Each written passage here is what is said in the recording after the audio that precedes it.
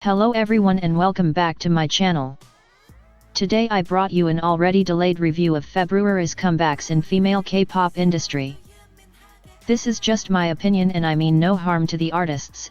If you want to discuss it, feel free to comment down below and we'll talk about it in a respectable and friendly way. Let's get started. BB is just gorgeous. I really like her hairstyles during the music video. It's a pretty simple music video in terms of scenario, but it works with the song. I also enjoy the animated part from the video. It reminds me of the music video from Alien by Lee Soo-hyun. There's that connection between herself and the animated version of herself. In terms of the music itself, I enjoy the rhythm. Her voice is very soothing and I personally enjoy the abrupt ending. This song reminds me of her old songs, but in a sort of more refined way, especially thanks to her singing sections, which are always a good surprise.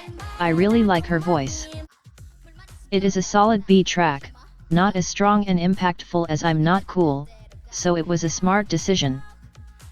The music video is definitely not as good and interesting as I'm Not Cool, which is more than understandable.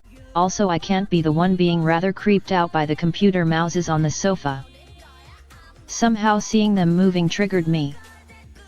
Overall, it is a release to increase her promotion time and I'm all for it. She deserves it.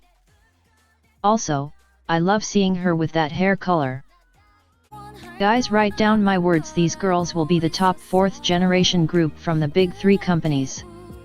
I am a proud Midgie, don't get me wrong, but aespa's voices are just another level. The song is beautifully distributed, it shows everyone's talent. I just find it so smart from SM to bring their first sort of comeback, a ballad which is the total opposite from Black Mamba. It's like a statement they want to make. It shows perfectly the duality of the girls and the fact that they have what it is truly important to be an idol, which is talent and versatility. The music video is pretty simple and I actually like it. It fits the concept and it has the symbol of each girl in the background. And Giselle the luxury to have someone rapping like her and her vocals at the same time.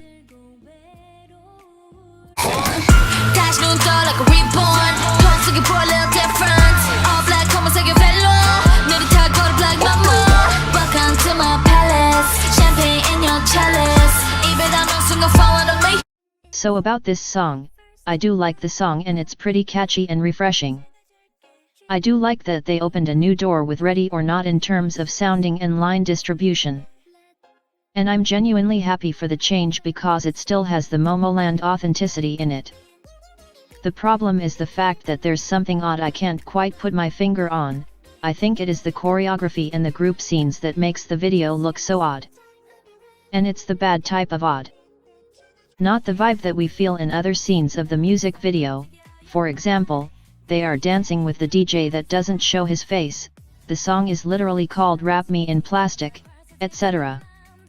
It is supposed to give us this futuristic and odd energy. Personally, I think Momoland's music videos has been decreasing in terms of quality and it's a shame because I'm enjoying more their latest tracks. Overall, it is a good release, even if it's not a comeback and their visuals are a chef's kiss. This might be an unpopular opinion, but please keep in mind it is what it is, an opinion. I personally was a little underwhelmed by this comeback from Chungha. The song is good. We have Chungha rapping and that's something new and it is a bop. I don't feel like it's the biggest lyrical piece or art, but it's a catchy song and the chorus is very interesting in terms of sounding. I really like the bass you can hear on that part. However, I didn't find the music video as appealing as others like Play and Stay Tonight, for example. The elements they played with weren't so interesting as well as the scenarios. A lot of cuts were from that sort of Queen section, where it was all black and even the dress and the claws reminded me a lot from Lion by G-Idol. I also didn't like the choreography as much as Dream of You, for example. It was a totally different style yet still resembles her very one. Less chic and sexy as we're used from Chungha, definitely with a more considered masculine energy. Overall, it just felt a little underwhelming because even though it is a good song, it just feels a little more like a filler than her other releases from the album. I don't want to comment a lot about this since it's still a pre-debut release and honestly I don't even know their names yet, but at this point it's quite ridiculous to not mention Purple Kiss. These girls have already dropped 2 great pre-debut songs as well as dance covers, which by the way you should check it out. Especially their version of How You Like That from Blackpink with 7 members. They are having a very good promotion by Rainbow Bridge so far and you can see the results already. Can We Talk Again has pretty much 4 million views already, and American Samoa I said a few times already they still haven't even debuted. Personally I really like the song. All the girls have great voices as expected from the little sisters of Mamamoo and I'm excited for their debut. I personally wasn't a big fan of the music when I first heard it. It sounded a little too generic and more inserted on what's trending in K-pop. I also don't like their music video at all.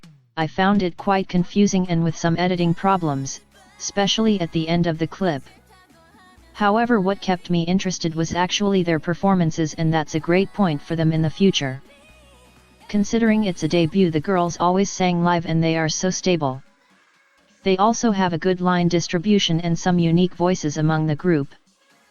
The choreo has some interesting points and overall they have good stage presence, charisma, and face expressions. The song did grow on me after some listenings, and even though I still don't stan Tribe, they are indeed talented and I'll look forward for their next comeback. We also had another debut during the month and that was Pixie with the song Wings. They brought a sort of magical and horror concept with a different sounding compared with Dreamcatcher, which was my biggest fear when I saw their teasers. I don't see similarities between both bands and, at the most, Dreamcatcher opened doors for bands like Pixie to do more horror concepts and be more creative. I do like the song, I just can't find myself enjoying the screaming part. The effect is great, especially associated with the choreo, but when listening solely to the song it is a big no personally. Like Tribe, I also felt that their music video also lacks. It is better executed but it lacks some good scenes, more outfits, and a cohesive story behind it, and not depending so much on the teasers they uploaded before. When compared to Tribe, I also felt that Pixie has some members that didn't show all their potential, like for example Lola, that sang only 10 seconds and had little center time. Overall I am glad that we already had 2 debuts during February and both got me curious to check on their future comebacks.